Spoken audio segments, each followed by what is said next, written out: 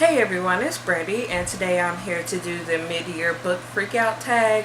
Now, I know I found this, I think, last year for the first time, but I can't remember if I did this or not. I think I might have planned on it, but I never ended up filming it or whatever.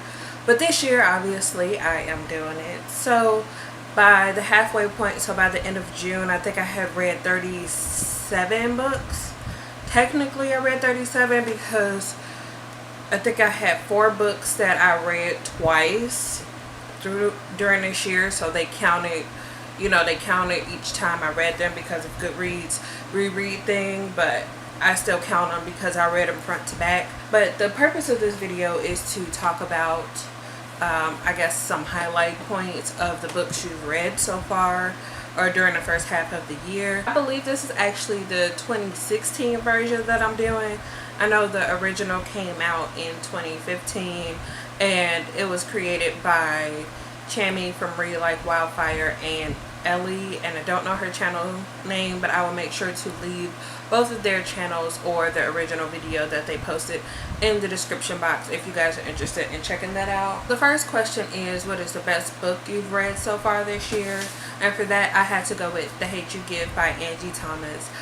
I have talked about this now. I did a separate review and I talked about it in my June wrap up, which should have went up earlier this week. But this book was so amazing. I can honestly say this is one of the books that's worth all the hype. I ended up giving this book a 5 out of 5 stars, and I do feel like I have other 5 out of 5 star reads, but it's weird because sometimes I change the way I rate, and sometimes I just rate stuff based strictly on entertainment level, not just the complete story. But this was one of those books where it wasn't just entertainment, it was the actual story and the writing and the way everything that was in this book was handled, and I just think this book was absolutely beautiful, and I would recommend it to any and everyone to read. The best sequel that you've read this year. Now, I don't think I've actually read too many sequels so far. I mean, I did some reread of sequels, but I didn't want to count those in this because they were rereads, obviously.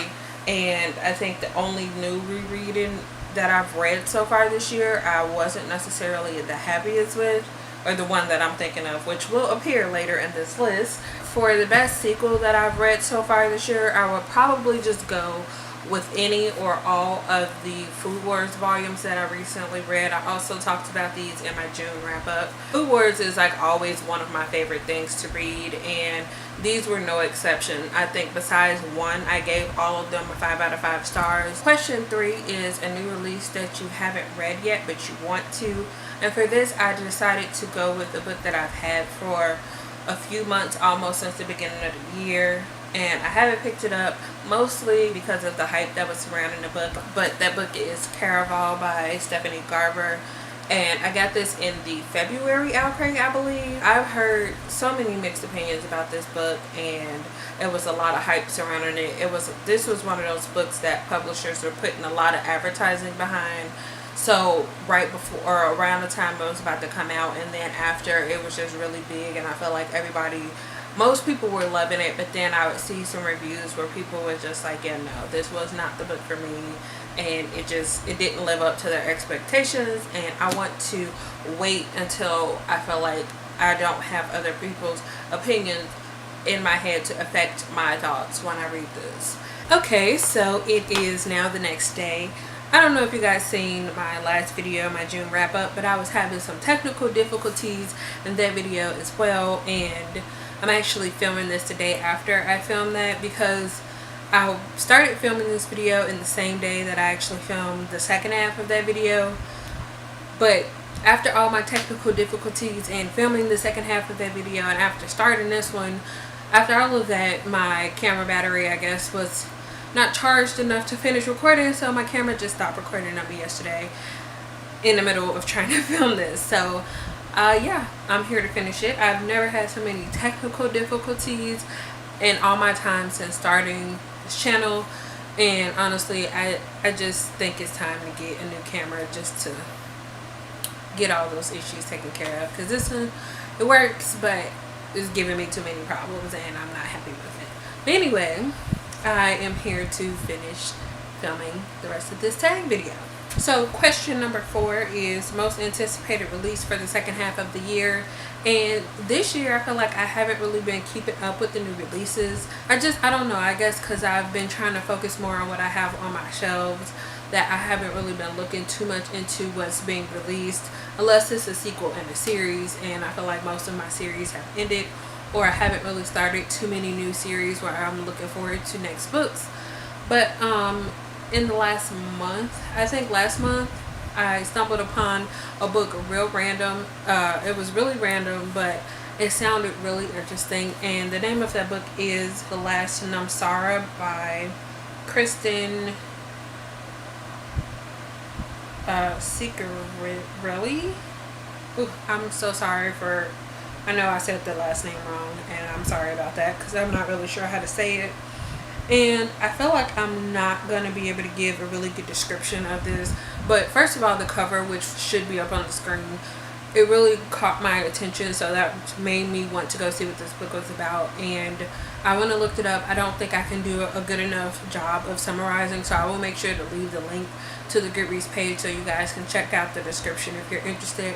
But this book sounds like it'll be really good, and I'm really looking forward to it. And I'm really, really hoping that it'll show up in a Very Lou box. I think the book comes out in October. Question number 5 is biggest disappointment, and for that, this might be an unpopular opinion, but for me, that was A Court of Wings and Ruin by Sarah J. Maas, and this is the 3rd book in the A Court of Thorns and Roses series. Now, I'm not saying that this was the absolute worst book. I think I gave this a 3.5 out of 5 stars. I did still enjoy some of the story. It was parts that I really loved, but overall, I felt like this book really fell flat for me, especially after reading A Court of Mist and Fury. I felt like there were just so many things that I felt personally let down on this. There's so many things that weren't done right. Question 6 is the biggest surprise, and for this I went with The 7 Husbands of Evelyn Hugo by Taylor Jenkins Reid. And I just recently talked about this in my June wrap up, which went up on Tuesday. But what I was saying in that was that I had got the opportunity to review this book. At first I wasn't sure if I wanted to get this book because it wasn't the normal type of book that I usually read, and I was a little skeptical that I wasn't gonna like it. But once I started reading it, I was like immediately drawn into the story, and I wanted to know, I wanted to know everything about Evelyn Hugo. I wanted to know how she came to be where she was and everything that she went through, and especially when she started telling her story, I just wanted to know, what happened from here and why she made certain decisions. And I wanted to know how she was connected to the other main character, which was made to be a really big point of the story. And I just absolutely love this book. Like, I really enjoyed it. I think I gave this one a 4 out of 5 stars, and I do have a written review, so I'll make sure to link that in the description if you guys are interested in seeing more of my thoughts about that. But that was definitely the biggest surprise that I've had so far this year. Question 7 is favorite new author, and this can either be a debut author or a new to you author. And for this, I decided to go with Angie Thomas. And I decided to go with her because I felt like she took such a heavy matter or topic matter, and she made it where it is easily accessible and can be easily read by anybody.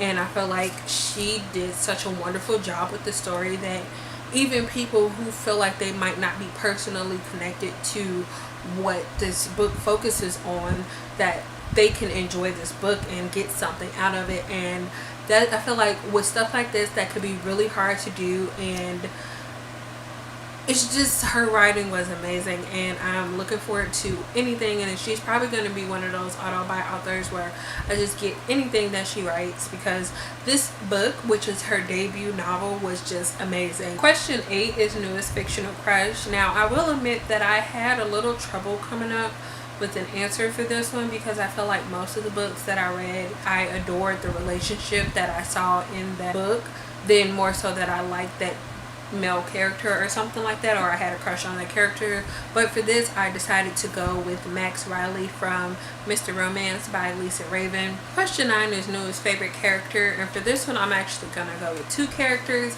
and those are Sully and Church from Eliza and Her Monsters by Francesca Zappia.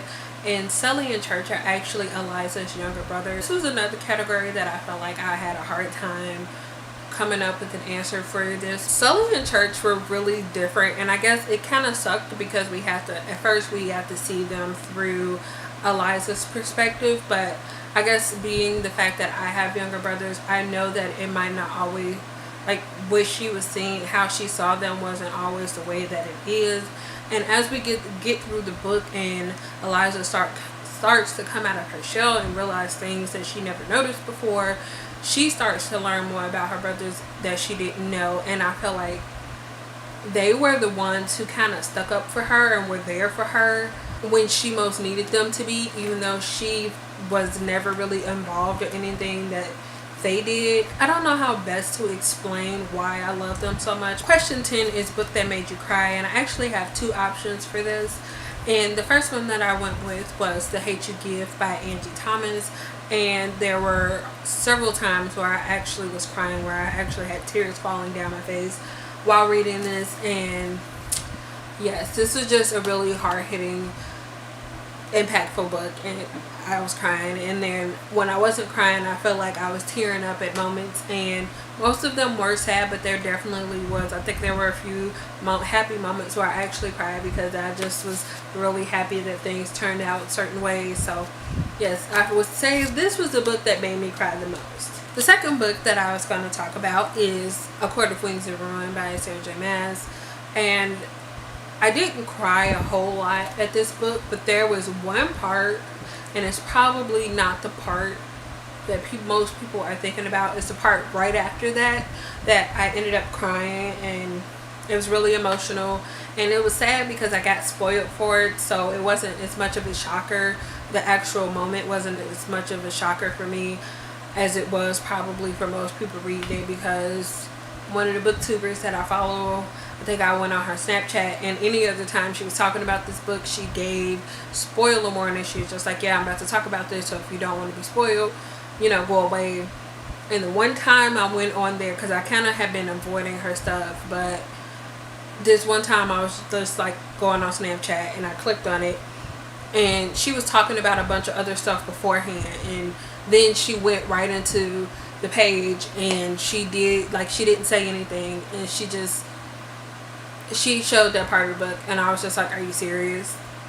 Are you serious? Because I hadn't even started the chat, so I was spoiled for a really big part of this, and I didn't cry. I ended up not crying at that part, probably because I knew it was coming, even though I was like, I kind of convinced myself that no, because it should have came up earlier. But I didn't cry at that part, but the part right after that big part that happened, that's when I cried. I just remembered that there was actually a third book that I cried while reading this year so far, and that was The Seven Husbands of Evelyn Hugo by Taylor Jenkins Reid. And there were actually, I think, 3 or 4 moments where I cried, and I wasn't expecting that. And that was another big reason why this is such a big surprise for me this year, because this book was actually pretty emotional. Besides being really intriguing, it was really emotional, and I cried. Like, I was at work reading it, and I was literally crying. So I just had to mention that one.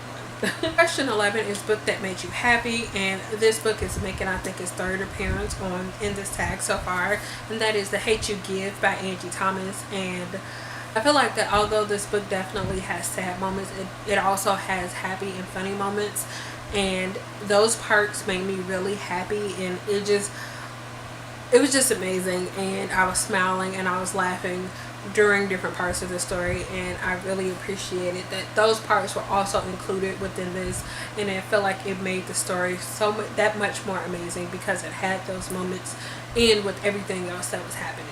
And the other book that I wanted to mention for that which is more of a recent read for me, is The Upside of Unrequited by Becky Arbitelli. And this is another book. I felt like this one was had a lot more happy moments than The Hate You Give, but this was, I felt like, a very different type of read than The Hate You Give. And this book was amazing in its own way, and I was smiling and laughing a lot throughout this, and I thought it was really cute and adorable, and yeah, it just made me happy. I'm gonna just leave it at that. Question 12 is most beautiful book you've gotten this year, and I think for this one, I feel like this is probably on a lot of people's list, but that is Strange the Dreamer by Laini Taylor, and this is a UK edition, and I think might be like the UK pre-order edition. I don't know. I got this in my Fairy Loot box, and this cover is just amazing. I feel like I like this one a lot more than I like the US edition. The one thing, stuff is falling out. The one thing that I don't like that the US edition has, but this one doesn't, it doesn't have like the golden moth on the front cover like the US cover has, but it does have this really pretty spine, so I guess that's making up for that. But it also has these pretty blue sprayed pages, and just, guys, this book is just amazing. I really hope that this is showing up really well, but this cover is just amazing, and it has that soft velvety kind of feeling color with this gold foil on it, and even just like the end page, or like the sides of the dust jacket are really pretty, because it's like the blue kind of bleeds into that. And also we have this really nice cover title page that has these drawings on here, and it's also signed. I'm pretty sure that it's just like a stamp or something, but I still have a signed copy of the book. And the whole thought of this book, like the whole design of this UK cover, is just amazing, and I love it, and I cannot wait to read this.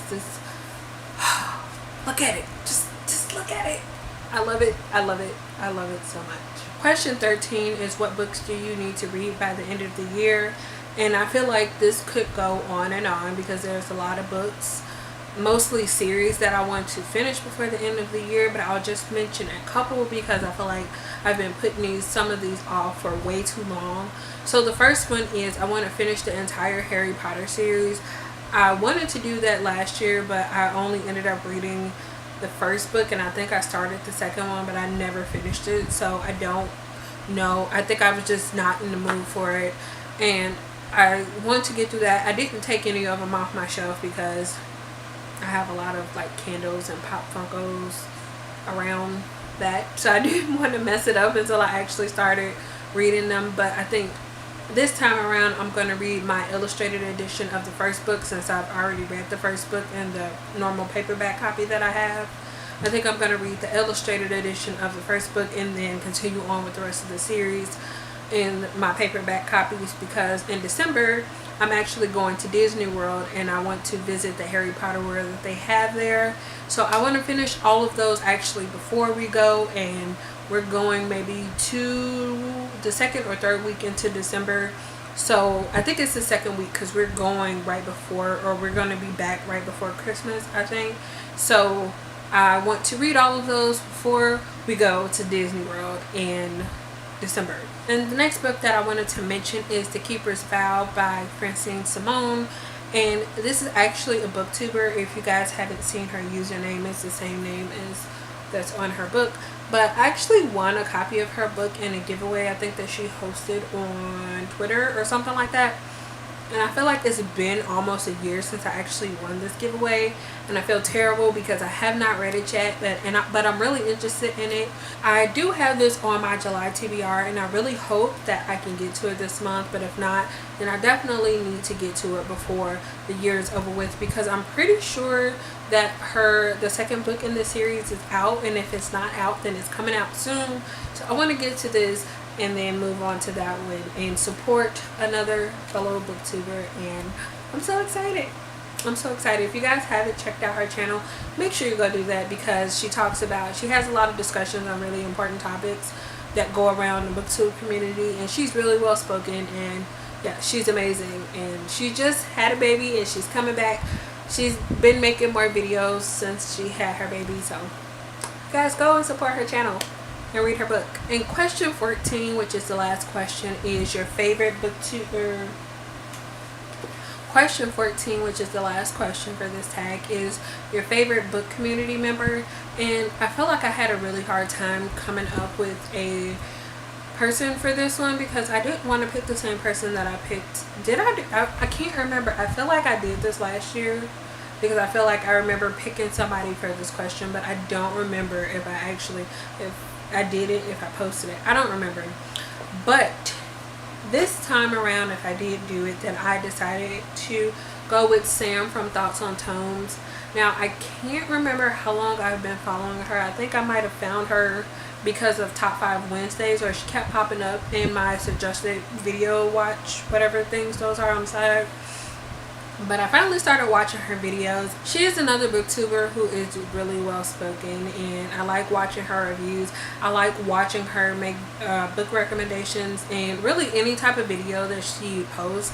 And I just really enjoy her channel. I think it might be because she reads mostly fantasy and I'm trying to get more into fantasy books. So that might be a big reason why she is currently my favorite book community member. So I think it also asks you to tag some people, but I feel like a lot of people have been doing this tag so far this year. So if you want to do this tag and you haven't already done this tag, then I'll tag you to do it because I don't know who has not done it already. But that's all I have for you guys today. Thank you for watching this video, and I will see you guys again in the next one. Bye.